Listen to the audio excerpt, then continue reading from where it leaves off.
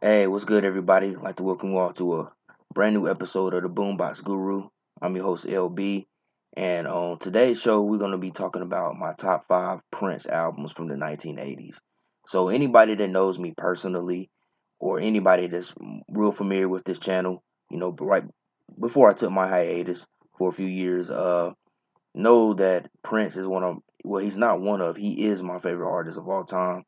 He's someone that I've, for the most part, consistently listened to for so many years. I think my Prince journey started when I was probably around 7, 8 years old, and so forth, man. And I just he was just a huge influence on my musical taste. If it wasn't for Prince, my musical taste probably wouldn't be as varied as it is now. And he just always resonated with me. I always thought that he was a great artist, songwriter, musician, producer. He was just a remarkable artist, and he was one of the most influential artists in pop music. So many people are still continuing to be influenced by stuff he's done. He put out so many remarkable albums, especially during the 1980s. So it was kind of hard. It was a bit difficult for me to actually narrow it down to five, but I think I chose a pretty good solid five of my top five Prince albums of the 1980s. So without further ado, we're gonna go ahead and get into this video. We're gonna start with the first album that I got right here, and that is Dirty Mind, released in 1980. This is Prince's third album, and yeah, one of my all-time favorite Prince records, man. I listen to Dirty Mind probably all the time, man. Honestly, it's just an album that I always frequently go to and listen to quite a bit. For me, I've always looked at Dirty Mind as an album where Prince really came into his own, and the direction that he took with this record, man, it was a complete 180 compared to what he had done on the first two records. For You and the self-titled second album, Prince, they were more in the flavor of R&B, soul music. He kind of presented himself as sort of like a doughy-eyed romantic, is where I read it somewhere. Of course, on the second album, Prince, to me, that was the record where you started to get a little bit more hints of where he was gonna go, or the type of artist that he was. You had songs like Bambi, Why I Want to Treat You So Bad, Sexy Dancer. Even if you listen to some of the lyrics on some of the songs, man, even on the first album, the song on the For You record, man, you can listen to some of the lyrics, and he's kind of throwing hints of that more kind of provocative, risque style. But Dirty Mind is where it really came into fruition, man. He just let it all out on this record, man. One of his most groundbreaking albums, a record that really set the tone and the stage for the direction that he would take for the remainder of the 1980s, well on into the 90s and rest of his career, if you want to put it that way. It was, to me, it was just him coming into his own, and this is one of his rawest records as well. I mean, the way that he blended funk and rock with R&B, as well as the punk aesthetic that's prevalent throughout the whole record. One of Prince's shortest records, I think it clocks in at around 30 minutes, and it's very raw because it was released in this demo form. Prince had blew his budget on his first two records, so he didn't have much of a budget for this album, so he recorded these songs in his home studio. And as far as I know, the 8 songs that appear on this album are the only 8 songs that he recorded from this record. I don't think there's a whole lot of unreleased material that was done during this period like it would be on later albums. He did record a song called "Gotta Stop Messing About" that I believe that was recorded during this Dirty Mind period, but that song was released as a single, I believe, over in the UK, and it might have been a B side to one of his later singles in the 80s. But as far as I know, that's the only other song that he recorded during this period that doesn't appear on this record. Uh, just everything from the image and everything, it was a bit shocking. It was a bit shocking. One of his most controversial songs is on this album. The song called "Sister," which is about incest. Then you had a song, the funky club banger called "Head," which is about Prince receiving a BJ from a woman, on her day to be married. Uh, Then you got the song "When You Were Mine," which is one of my personal favorite Prince songs. It was also a really personal favorite of Prince's too, because he performed this song live at all his live shows up until his death. Uh, the title track "Dirty Mind" is an awesome album opener, man. I always dug it. Uptown is another one of my favorite Prince songs, that funk rock number, and the way he talks about uh, a place, a utopian place where everybody's free to be who they are, where there's no racism, there's no discrimination, things of that nature. Party Up, the album closer, one of Prince's first like outright political songs, which was anti-war, anti-draft at that time. This is, I think this was around the time when the Cold War was happening. But yeah, there's a lot of like uh first on this record that would later go on to shape Prince's music and his style. From him adding more social commentary and political subject matter aside from the sex, but also sex is what really started to become very prominent on this record as well, man, with songs like Head and Sister and Do It All Night and so forth, as well as the title track Dirty Mind, man. But just a groundbreaking album, one of my top favorite Prince albums of all time. If you've never heard Dirty Mind, you need to go and stream it. Wherever you consume music, go find a copy of it because you're missing out on a true gem, man. Groundbreaking record. Wasn't a huge commercial success, but it was a huge hit with the critics, man. One of his most critically acclaimed albums of all time, man. All right, so going on to the next album, we have Controversy, released in 1981. This is his fourth album. And another one of my personal favorites. I sort of grew up with this album. Uh, yeah, my dad, R.I.P. to him. He had this on cassette tape, and I remember when I first discovered his cassette tape collections. This was one of the albums that I came upon, and I used to listen to this tape all the time, man. Like I listened to it so much. Anytime I would go somewhere with him, I would ask him to pop that tape in and play it, man. Just a great record. One of his most funkiest records as well, man. I mean, the title track, man. That wicked bass line on the title track. I'm hoping that they will one day release a remastered version of Controversy, man, because man, that the bass lines on this record will just sound so great in my car, especially the title track, man. But again, you could say that this album was sort of like a continuation of Dirty Mind, or more so like a response to what people were saying about Prince after he dropped Dirty Mind.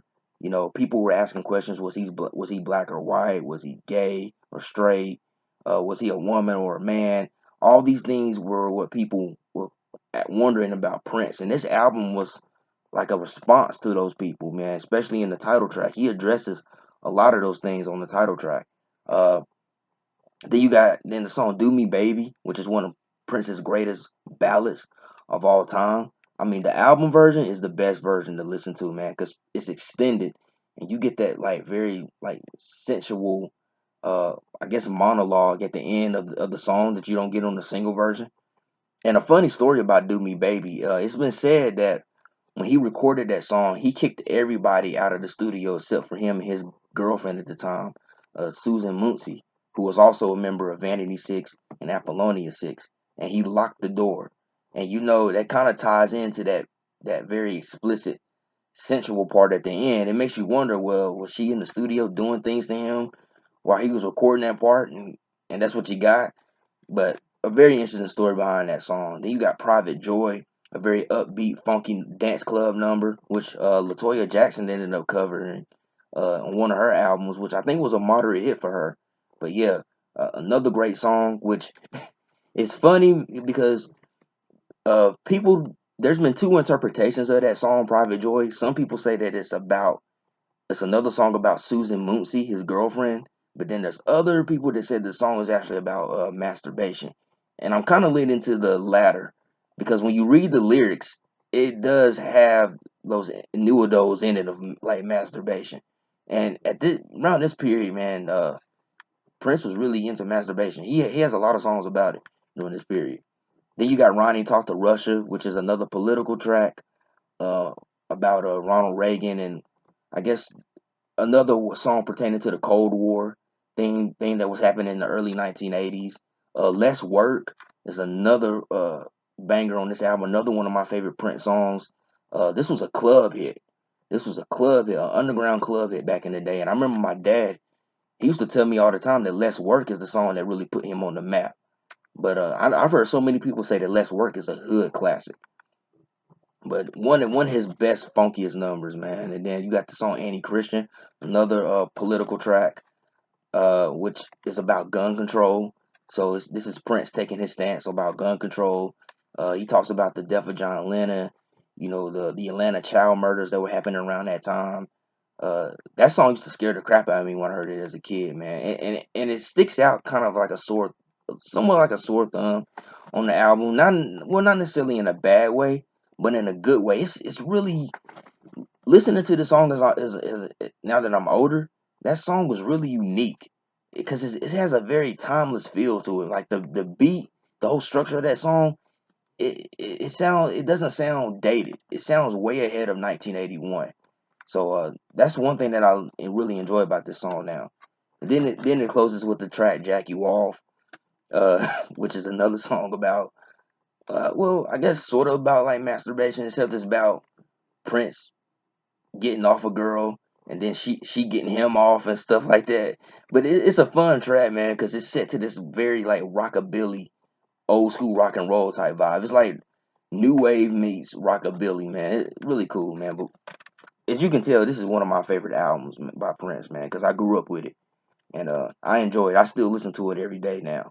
Even now that I'm older, I still listen to it all the time, man. But definitely one of his best albums, funkiest albums, and one of his most political albums up to that point as well. Moving along, 1999, man, released in 1982. This is the remaster version, the double disc remaster version. I didn't get the super deluxe edition, which I'm not too mad about that. I listened to it on Spotify. I'm fine with that. I didn't want to spend all that money on here. I don't know. I'll talk about that some other time. But I'm satisfied with this one. Maybe later on, somewhere down the road, I might try to get my hands on the super deluxe. But I'm kind of satisfied with this standard remastered edition. Two disc. The second disc is like a bunch of like mixes and stuff, extended versions of songs. Of course, the first disc is a remastered version of the original album, which I'm so glad that we have a remastered version in 1999 because it really needs it. Actually, most of Prince's albums in the 80's need to be released in a remastered versions, man, because they were mastered quite terribly, and which is why even before his death, his music was highly sought after on vinyl. But yeah, 1999, another classic, Prince's breakthrough record, his fifth album. Uh, you know, Everybody knows the title track 1999. That was a huge hit. Then of course Little Red Corvette, which was an even bigger hit. That song also made history along with Michael Jackson's Billie Jean, as both of those videos became the first black videos to be aired on MTV in the early 80's because they had this sort of like racist no black videos policy, and those two videos broke the barriers for that. But just a remarkable album, man. He takes a more electronic vibe on this record. A lot of these songs on here are very synth heavy because they go in line with the more dystopian, futuristic concept that this record presents, man. Because a lot of people don't know this, but 1999 is actually a political song. It's about nuclear war.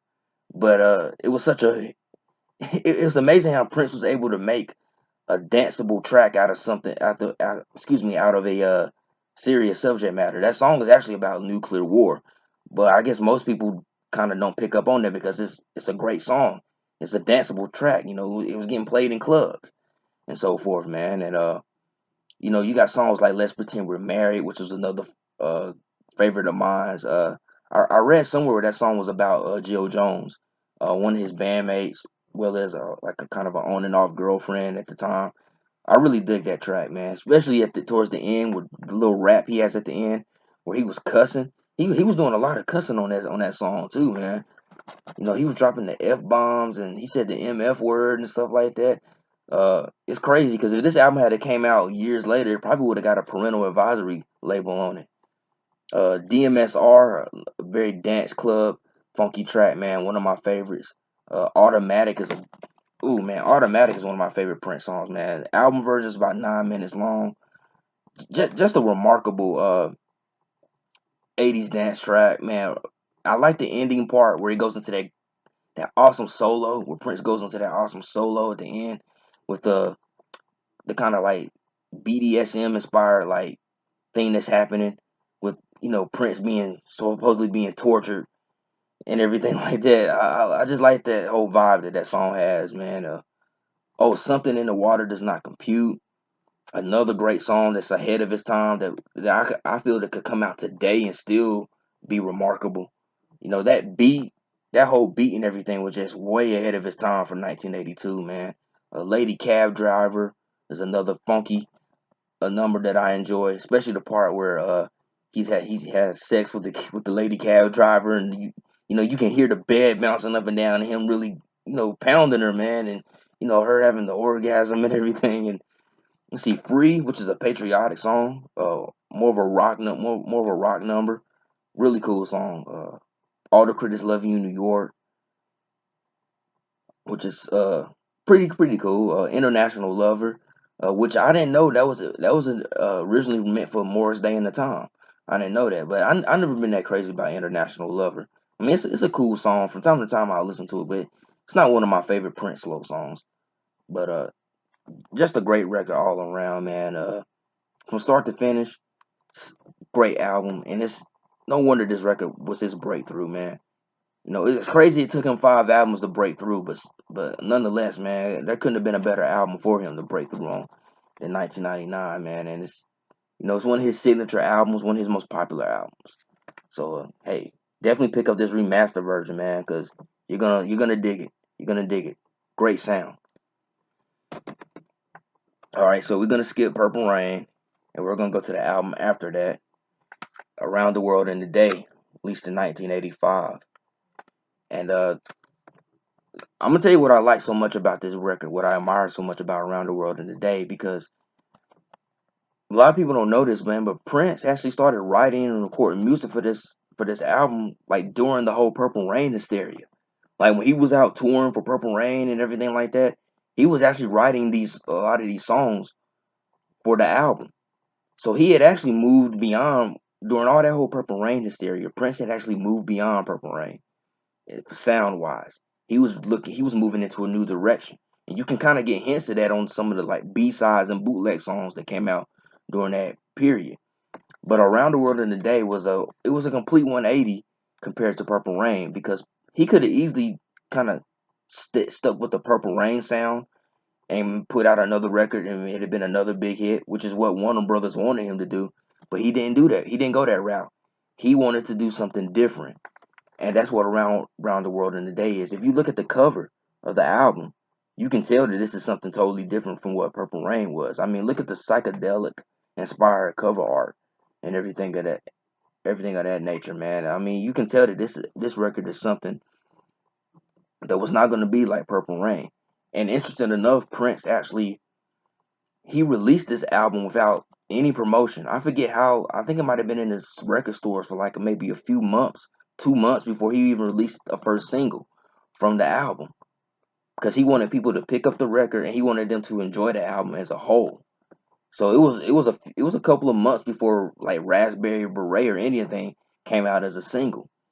And speaking of Raspberry Beret, even though this record is a stark departure from the more commercially more pop accessible Purple Rain, he still had a huge hit with Raspberry Beret. Raspberry Beret is one of Prince's signature songs. I mean, I hear it at Walmart all the time. It gets played in the grocery store all the time. So, a great record. I really dug the more experimental nature that he took with the record. Also the band members, the Revolution, are also more involved in the songwriting, especially Wendy and Lisa. Wendy and Lisa were a huge influence on Prince, expanding his musical taste and repertoire. And even his father, John L. Nelson, has songwriting credits on here. Wendy Melvoin's brother, John Melvoin, who played with the Smashing Pumpkins. Unfortunately, he passed away not long, sometime in the '90s. He passed away from I think a heroin overdose. He plays on this record. Uh, just a lot of great tracks, man. You know, the world music inspiration behind Around the World in the Day. Then you got the psychedelic vibe with Paisley Park. Then you have Condition of the Heart, the more ballad piano. It's just a ballad with piano and minimal percussion. Great song. Of course, I already talked about Raspberry Beret, which is more along the lines of that psychedelic vibe, but a great story nonetheless. The story that Prince tells is just awesome. And I think I read somewhere where that song was also sort of inspired by his girlfriend or ex girlfriend at this point, Susan Moonsey, maybe. I could be wrong about that. But Tambourine, which I found out later on, another song about masturbation. I don't know what it was with Prince and masturbation in the 80s, man. Then, of course, America, which is probably the only song on here that kind of sort of harkens to like the Purple Rain vibe, a more up tempo funk rock track, but very political. It's a political song. Pop Life, which is one of my favorites. Sheila E. on the drums. First time I heard this song was on the Hits compilation album. Man, awesome track, man. Uh, the latter with a gospel inspired tune, and then of course it ends the album with another with a banger, Temptation, very bluesy hard rock number, which most of the song is about Prince lusting after a woman and so forth. But very interesting track. I urge you to just listen to that song. I'm not gonna spoil it for you, but very interesting song, man. I really dig it, man. But one of my favorite Prince albums. I also had this on vinyl as well. Should have pulled it out to show you guys, but nonetheless, another one of my top five Prince albums right here, Around the World in a Day. So last but not least, I chose Sign of the Times, released in 1987. Man, great record, man. I think that this is probably one of, or if not the most complete Prince album. Uh, the way this album came to fruition was that Prince was like recording like three freaking albums around the same time. The Dream Factory album, which was with the Revolution, the Camille album, and the Crystal Ball album. He wanted to release all three of these records uh, at the same time, and of course Warner Brothers scoffed at that idea.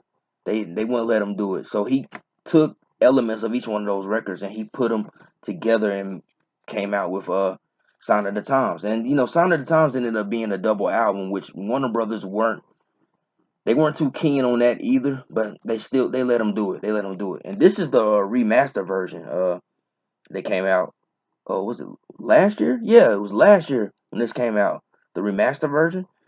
I also have the super deluxe version. I also had a super deluxe version. I pre-ordered that from I think I pre-ordered it from Amazon. Yeah, no, actually I pre-ordered it from Prince's the official Prince website. Yeah, I pre-ordered it from the official Prince website. But I went ahead and ordered this copy right here. The standard this is the 2 disc copy, which comes with the disc with the with the mixes and stuff like that. I wanted a standard copy so I could have it in my car because you can't. I mean that the super deluxe edition is something like a collector's item, man. You can't really just drag. I don't want to be dragging that around in my car to listen to. So I got this for so I could carry it around in my car, man. But I'm so glad to have a remastered version of Sign of the Times, man, because it needed it. It needed a remaster. I have like four different versions of Sign of the Times. I have the original vinyl pressing. I have the CD pressing that my mom bought me a long time ago. Then there's another CD pressing that I bought years later because I thought it was like a remastered version, but it wasn't. They just changed the packaging. And then the super deluxe. So yeah, I have a lot of versions of Sign of the Times, man. But to get into the album, man, it's one of his most complete records. A a huge blend of so many elements, man. You get the psychedelia of Around the World in a Day. Of course, you get the funk from the early records. Then you get that pop element, which he started gearing more towards with in the Purple Rain era. Then you get that more rock era as well. The more rock music, like The Cross. The Cross is one of Prince's best rock songs. Honestly, man, that's one of his best rock songs. It's just so many different elements on here, and then the more socio-political elements, like with the song "Sign of the Times" and stuff of that nature. Just this whole album was just just awesome, man. This is considered to be Prince's magnum opus. You know, it's considered to be one of his greatest album of all time. I think some people rate this one even higher than Purple Rain. You know, Purple Rain may have been the best selling record, but I think Sign of Times was the best one in the '80s to come out, man, because it's just the whole combination of everything that he had been working up to at that point. And I kind of like the whole dystopian kind of post-apocalyptic vibe of some of the music on here, as well as the whole imagery behind it, because Prince took on this very like bohemian type image and fashion style during this period. Uh, you know, if you've never seen the concert film, I urge you to go watch the concert film because the concert film is amazing. Uh, just a great record, man. You know, you got the look. Another one of my top Prince songs right there with Sheena Easton. They killed that. You know, I Can Never Take the Place of Your Man, another great rock number. I already talked about The Cross. Adore is another one of Prince's greatest ballads right there. That I remember hearing that on the radio, not when it came out, but growing up as a kid, they used to play that so much on the radio, on adult contemporary radio. Then Housequake, a very funky dance number, which I'm so glad that they have like the extended version on here. That extended version is crazy, man. And then of course the title track, Sign of the Times, where he just more of a social commentary track about everything that's happening during that time period. The whole AIDS epidemic was going on.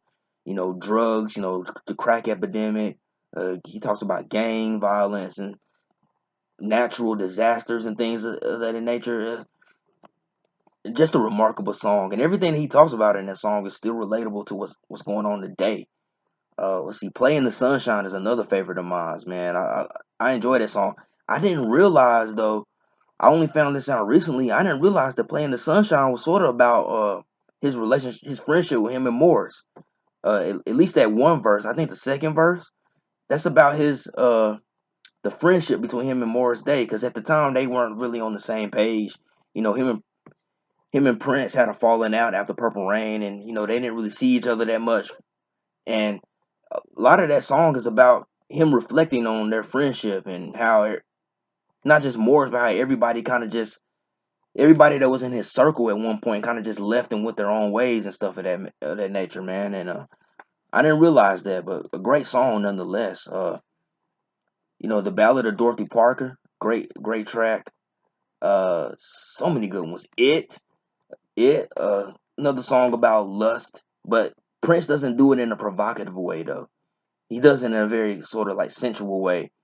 But dig that song, especially the guitar solo. One of Prince's best guitar solos, I think, man. Every song on this album, honestly, man. If I was your girlfriend, another killer track, man. Another fan favorite right there, man. I mean, and the whole concept behind that song, him talking to, him expressing to his woman how he wants her to open up to him the way she would, a girlfriend, like a friend girl of hers, man. Amazing concept right there, man. And the live track is going to be a beautiful night, which features Prince and the Revolution. Of course, at this time, the band had broken up by the time, this album came out. But I thought that was really cool.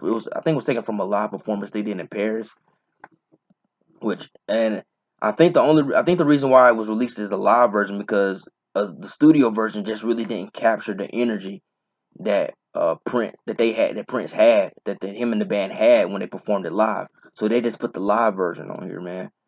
But so many great songs on this album, man. Hot Thing, another classic, which has I think the extended dance mix is on here, man. Just a wonderful record all around, man. But Sign of the Times, man, just a wonderful record, man. One of his greatest albums of all time. And you can tell that it's definitely a favorite of mine because I could talk about this album all day. I could have done a solo album review on Sign of the Times. But yeah, that's my top five Prince albums of the 1980s, man. And hope you guys enjoy it. If you're viewing this video, leave some comments and tell me what would be your top five Prince albums from the 1980s, because I would really like to see what everybody else's uh list would be, because I know everybody's not the same. Some people have different opinions and preferences. So yeah, if you can, leave a comment and let me know what your top five Prince albums from the 1980s are.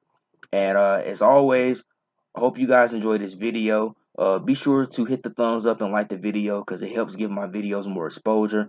Also, be sure to subscribe and hit the bell that says all so you'll be notified whenever I drop new content. And be sure to check out all my other videos. I have other list videos, albums ranked, album reviews, discography breakdowns, and so forth. Be sure to check out those videos. And I want to send a big shout out to all my new subscribers, as well as my old subscribers who have stuck around. I appreciate everybody's support. I appreciate everybody that's watching the videos and sharing the videos to whoever, man. I appreciate it much. And I hope you all have a blessed day, a blessed rest of the week. And as always, love, peace, and music. Peace out.